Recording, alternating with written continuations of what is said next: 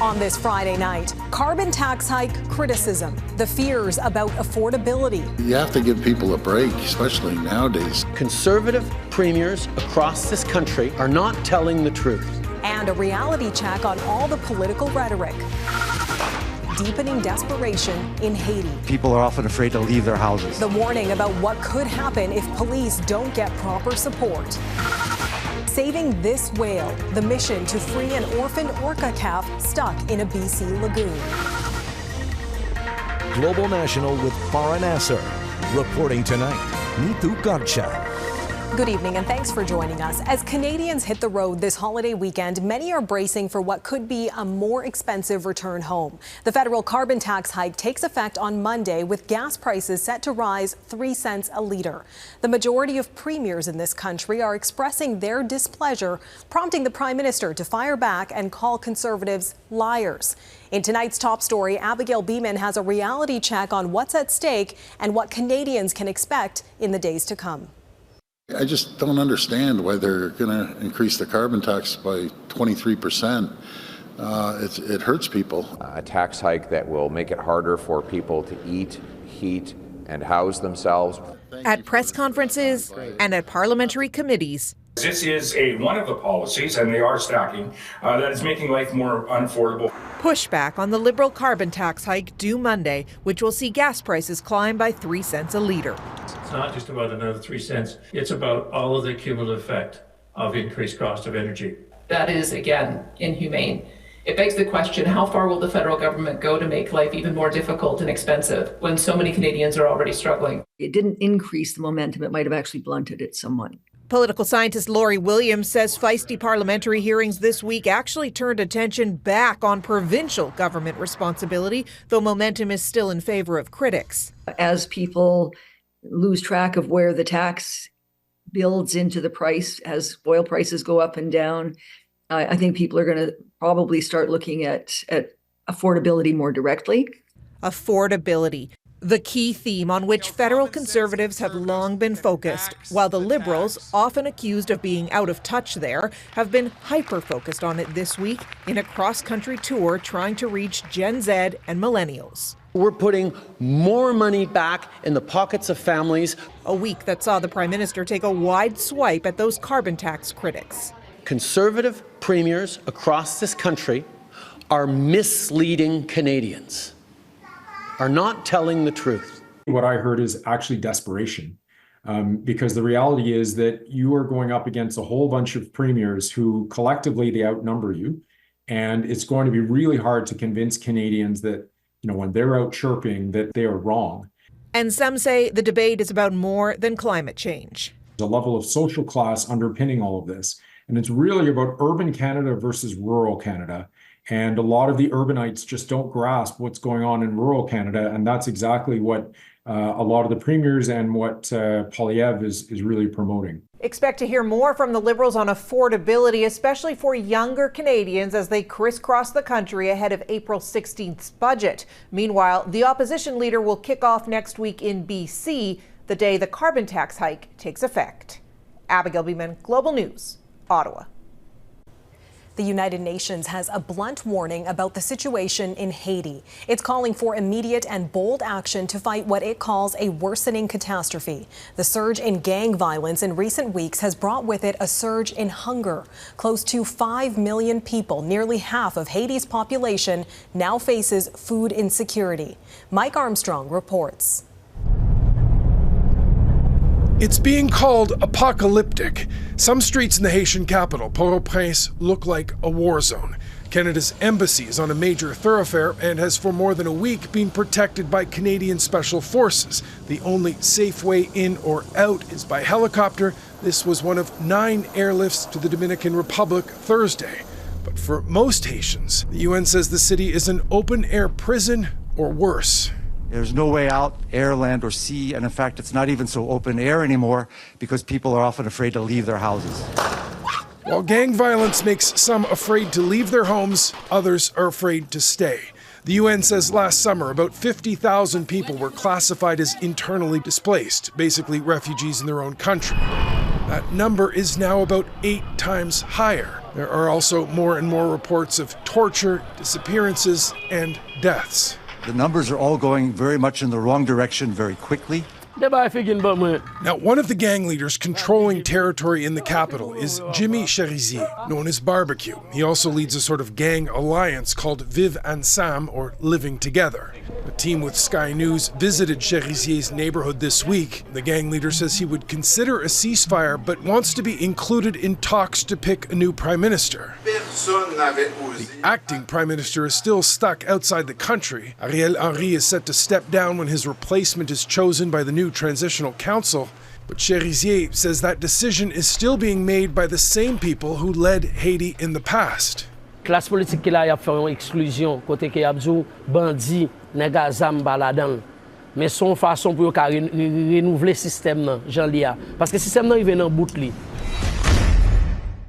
Citoyen ak citoyen pays. Haitian police are trying to show strength. This was a video released Wednesday promising officers are on a war footing day and night. Well, gangs control about 80% of the capital. One UN expert says about 5,000 foreign police officers would be needed to stabilize the country. The planned force from Kenya is now on hold, and it's only supposed to be 1,000 officers. Well, the UN has a warning. If an international stabilization force isn't moved in to support Haitian police soon, it says there may not be a Haitian police force to support. Mike Armstrong, Global News, Montreal. There are signs Israel may be heeding the international court's legally binding order to allow more aid into Gaza. Social media video from an Israeli Defense Ministry unit appears to show 9 UN aid trucks bringing food into northern Gaza overnight. The unit also claims 47 trucks have entered through this path since it opened earlier this month. The World Court ordered Israel Thursday to do all it can to ensure basic food supplies enter Gaza without delay. It warned that famine has now gripped the territory as Israel continues its onslaught. Israeli Prime Minister Benjamin Netanyahu is also facing pressure to ensure the safe return of remaining hostages still in Hamas captivity. Today, he confirmed a new round of negotiations will proceed in the coming days, but today also brought renewed fears of the conflict expanding. Syria is accusing Israel of deadly strikes near the Aleppo airport, which killed more than 40 people. Several members of the armed group Hezbollah are reportedly among the dead. As Crystal Gamansing reports, that's on top of another strike which killed a Hezbollah deputy commander in Lebanon. A series of pre-dawn strikes in northern Syria reportedly hit a missile warehouse and training center for the Lebanese militant group Hezbollah. A UK-based Syrian human rights organization calls it the deadliest bombings by Israel in 3 years. Israel released images of a strike that it says killed the deputy commander of Hezbollah's rocket and missile unit in Lebanon. Israel's defense minister did not confirm the strike in Syria, but said it would pursue Hezbollah wherever it operates. This Friday, like many since Hamas led a deadly series of attacks on Israel on October 7th, pro-Palestinian demonstrators took to the streets in Yemen. We came out for those who were displaced, for the children without homes. We came out for those who were unjustly killed in cold blood. While there is growing international support for the innocent civilian population in Gaza caught up in the fighting, Sana'a is held by Houthi rebels. The Houthis, Hezbollah, and Hamas are all allies of Iran. Iran calls the militia network the axis of resistance. The Houthis have ratcheted up tensions in the Red Sea, launching attacks on vessels the group claims have links to Israel, while Hezbollah launches strikes and counter-strikes on Israel. None of it is easing the pain or suffering across the Gaza Strip. This man in Han Yunis lost his home. If we weren't sitting in the main room, he says, all of our children would have been killed. Hostage negotiations are expected to resume, reviving the possibility of a temporary ceasefire and hostage release. Nearly 5 months have passed since the last reprieve. Crystal Gamansing, Global News, London. There is a renewed push to bring home jailed American journalist Evan Gershkovich on the one-year anniversary of his arrest in Russia. His employer at the time of his arrest, the Wall Street Journal, published a dramatic front page today with a large blank space under the headline, "His story should be here." Next to it, articles about his detention and authoritarian threats to journalists around the world. Gershkovich is the first U.S. journalist to be detained in Russia on espionage charges since the Cold War, claims the White House has called ridiculous.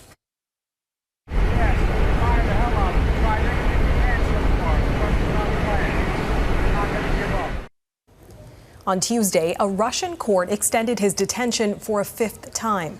Gershkovich has been ordered to stay in prison until at least the end of June. A massive cleanup operation has officially begun in Baltimore as crews start the daunting task of clearing debris from the collapsed Francis Scott Key Bridge.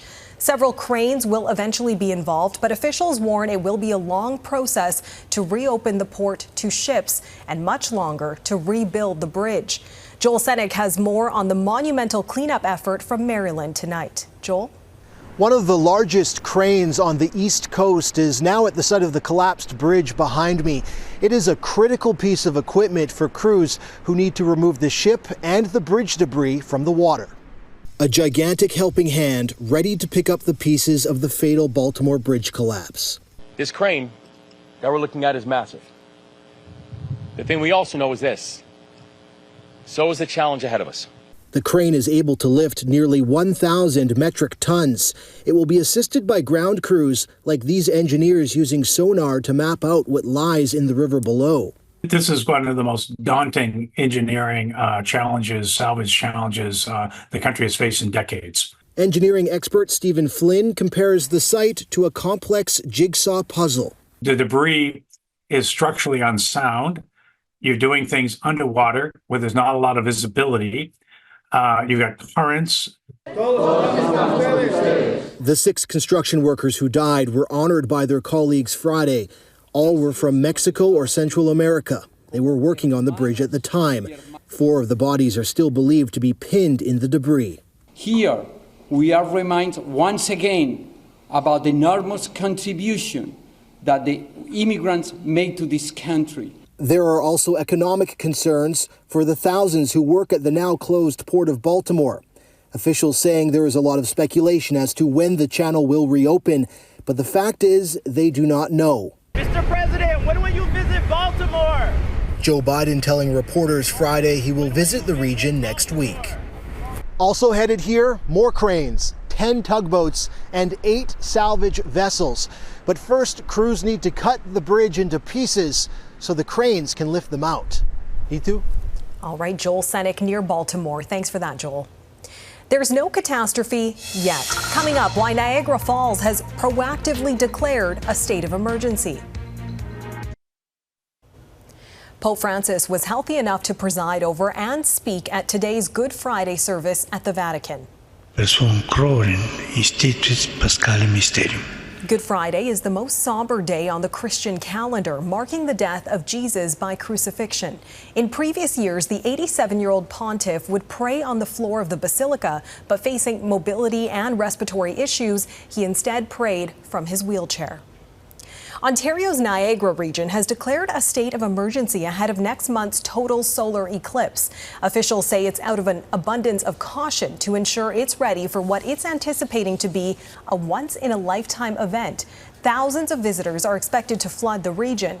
Niagara Falls has been identified as one of the best places in the world to watch the rare event as it sits on the path of totality. Hotel prices have already skyrocketed, with some charging upwards of $1,000 a night.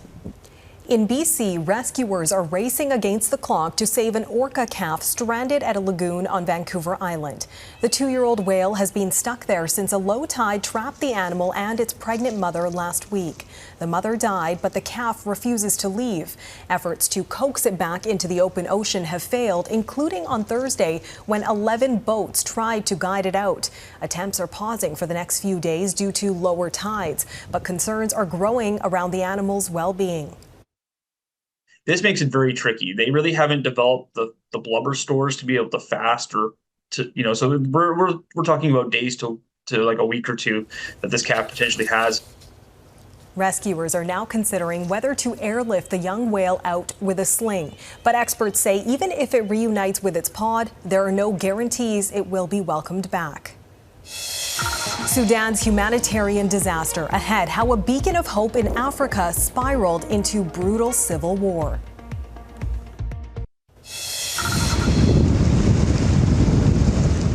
Crews are working to recover the bodies of 45 people killed in a bus crash in South Africa. The Transportation Ministry says the driver lost control and the bus plunged off of a bridge into a ravine about 15 meters below, bursting into flames. Investigators say some of the bodies are burned beyond recognition. The passengers were traveling from Botswana to South Africa for an Easter service. The lone survivor, an 8-year-old girl, is recovering in hospital and is in stable condition. The conflict in Gaza and the war in Ukraine are occupying the minds and agendas of political leaders across the world. But there are many other conflicts getting little attention, including the nearly year-long civil war in Sudan. The huge African nation is in the grips of a hunger and migration emergency. The crisis stems from a battle between the Sudanese army and a rebel paramilitary group that's trying to gain control. It's a crisis that has been building for months. Even before the war, some 12 million people were in need of emergency food aid. Redmond Shannon reports. The United Nations says around 8 million people have had to leave their homes because of the war in Sudan. Almost 2 million of them have fled the country altogether. It's quite shocking to see how a country that used to be a beacon of hope for the continent has just become, a apocalyptic catastrophe, really. Mathilde Vu works with displaced people in Sudan. Every single person we talked to had seen a level of tragedy and a level of violence that was completely unbearable, targeting, killing, rape as a weapon of war, execution on the way while people were trying to flee. These are so common. Alongside violence, the UN warns of catastrophic hunger. It says it has just a fraction of the funds it needs to help the almost 18 million people experiencing acute food insecurity. The warring sides are accused of blocking aid from getting to those most in need. The UN Security Council recently passed a resolution calling for a truce, but to little effect. A newly appointed Washington envoy is trying to relaunch peace talks. A US-Saudi peace initiative failed last year. It's because there's no incentive to actually resolve the conflict absent complete domination, absent complete victory, mostly because it's an existential war now. For almost a year, two former allies have fought a war essentially about power and money. Abdel Fattah al-Burhan, leader of Sudan's army, and Mohammed Hamdan Dagalo, also known as Hemedti, head of the paramilitary Rapid Support Forces. Like all wars in the African continent and all wars generally, external actors play a really disproportionate and important role. The army is supported by neighbouring Egypt and reportedly by Iran. The RSF is widely believed to be backed by the United Arab Emirates, something the UAE denies. It also has help from Russia's Wagner mercenary group. So any incentive to stop fighting will likely have to involve some or all of these parties. In the meantime, the people of Sudan will suffer in a war that almost none of them ever wanted. Redmond Shannon, Global News, London. Tomorrow on Global National, we investigate a little-known government program that's meant to help get Sudanese people to Canada. It's been open for months, but relatives here say their loved ones' applications are still very much in limbo. Next, a fond farewell to Louis Gossett Jr. Better stop eyeballing me, boy. You're not worthy enough to look your superiors in the eye. Remembering a man who was much more than a stellar actor on the big screen.